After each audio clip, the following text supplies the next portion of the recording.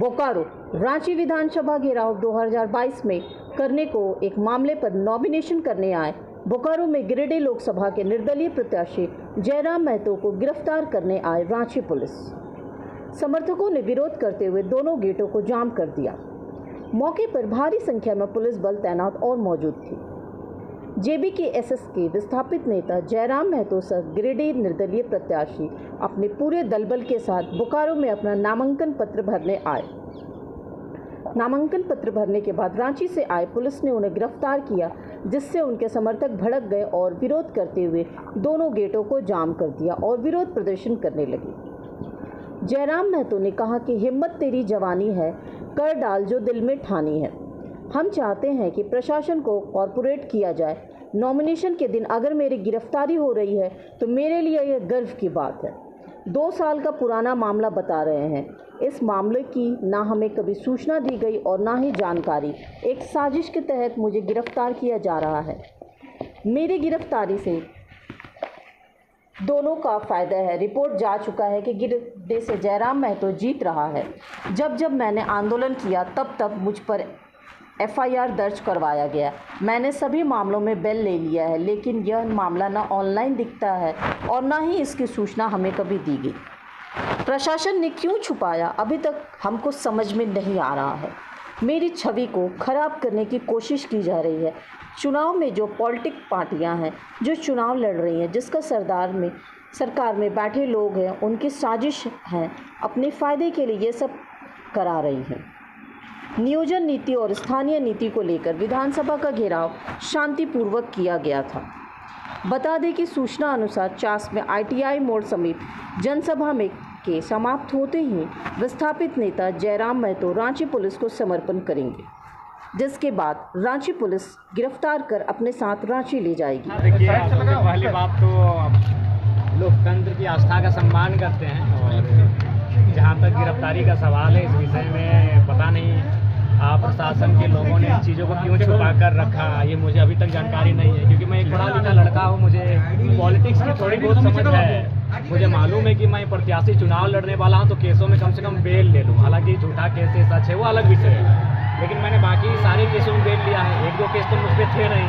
मैं जहाँ आंदोलन करने के लिए गया, जहाँ छात्रों की मांग को लेकर बैठा, वहाँ मुझ पर FIR हुए, तो मैंने तमाम केसों पर बेल लिया। लेकिन ना ये केस ऑनलाइन दिखता है, ना इस केस की मुझ तक किसी प्रकार की जानकारी दी गई है। तो ये मेरे हिसाब से कहीं ना कहीं साजिशें हैं और ना ही प्रतिवाद किया गया है। ठीक है, हम लोग प्रशासन और कानून का सम्मान करते हैं, कोई दिक्कत नहीं। और ये तो हमें लगता है कि डिटेन करके हमें और मजबूत बनाएंगे। हमें कोई किसकी साजिश लग रही है? ये जाहिर सी बात है, जो पॉलिटिकल हमारे जो अपोनेंट में चुनाव लड़ेंगे, उनकी जो पार्टियां हैं, जो सरकार में बैठे लोग हैं, उनकी साजिशें हैं।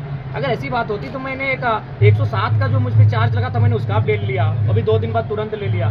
तो फिर इतना गंभीर आरोप लोग बता रहे हैं तो मैं जरूर बेल लेता। बाहर बहुत मामला क्या कर रहे हैं, हो सकता है कि मामला विधानसभा घेराव का बताया जा रहा है। जब विधानसभा घेराव स्थानीय नीति और नियोजन नीति की मांग को लेकर हम लोग कुछ किए थे और वो शांतिपूर्ण था। बाकायदा वहाँ के जो DSP थे, उन्होंने बयान दिया था कि जयराम इनके जो टीम है, इन्होंने जो अपना जगह है उस अनुसार आंदोलन किया है। तो इन पर किसी भी प्रकार का कोई केस मुकदमा तो होगा नहीं। और उसके बाद भी अगर ऐसी चीज़ें होती है तो ये कहीं ना कहीं लोकतंत्र में आवाज़ को दबाने जैसा होगा। समर्थकों को क्या कहेंगे?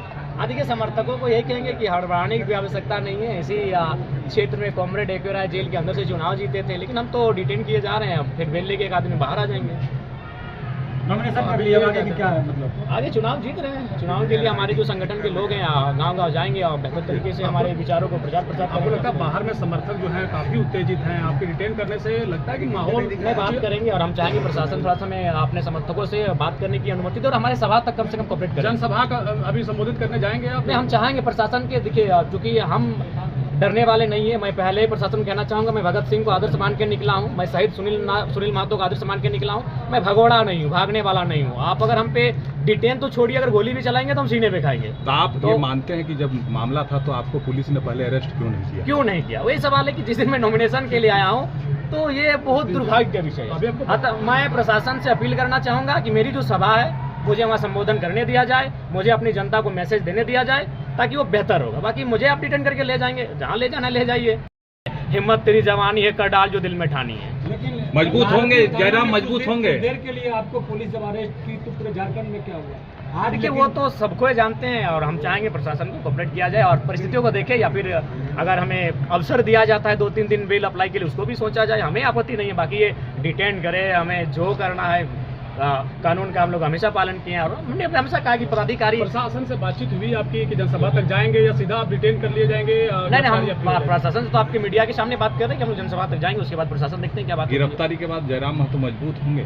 बिल्कुल मजबूत होंगे, मानसिक रूप से मजबूत होंगे, शारीरिक रूप से मजबूत होंगे। अरे भाई, नॉमिनेशन के दिन अगर मेरी गिरफ्तारी हो रही है तो ये मेरे लिए गर्व का विषय होगा। अभी 2 साल पुराना केस बता रहे हैं तो ये मेरे लिए गर्व का विषय होगा। भावुक हो रहे हैं? हमारी गिरफ्तारी से दोनों को फायदा होगा क्योंकि दोनों की हालत खराब है। जो ग्राउंड रिपोर्ट भी नेशनल न्यूज में जा चुका है कि गिरिडीह से इंडिपेंडेंट जीत रहा है।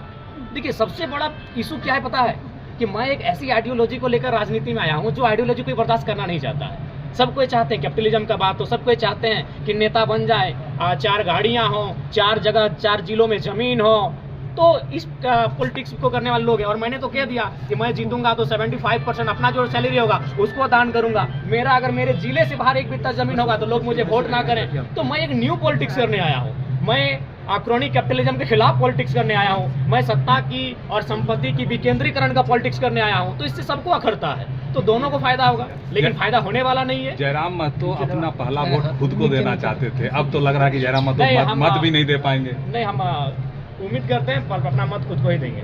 ठीक।